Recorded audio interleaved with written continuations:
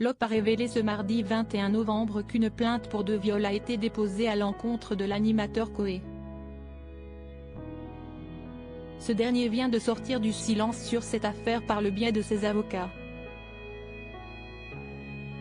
Certains comportements de l'animateur Koé sont pointés du doigt depuis quelques jours. Ce mardi 21 novembre, il a été révélé par l'OP qu'il fait l'objet d'une plainte pour 2 viols, dont un sur une mineure de plus de 15 ans.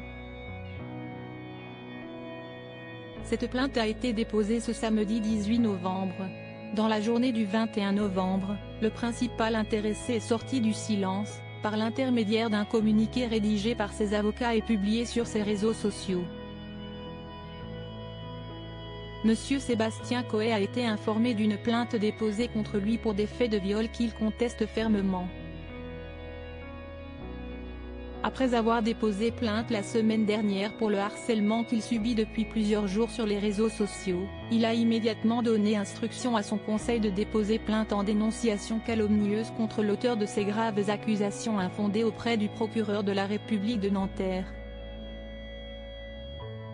Sébastien Koé est à la disposition de la justice et des services de police, en lesquels il a pleinement confiance et apportera en toute sérénité les éléments de nature à démontrer l'inanité des accusations portées contre lui, peut-on lire.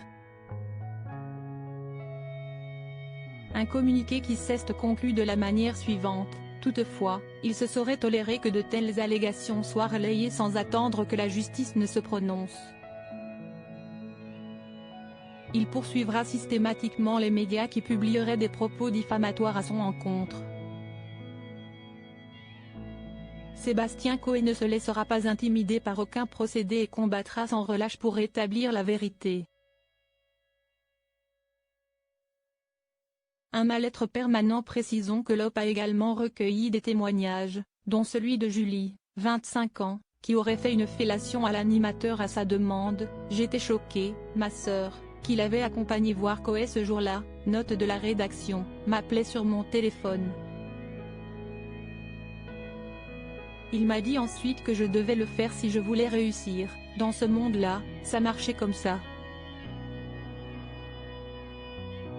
Point. Je me suis sentie dans l'impasse, je me suis baissée et j'ai fait une fellation qui a duré quelques secondes.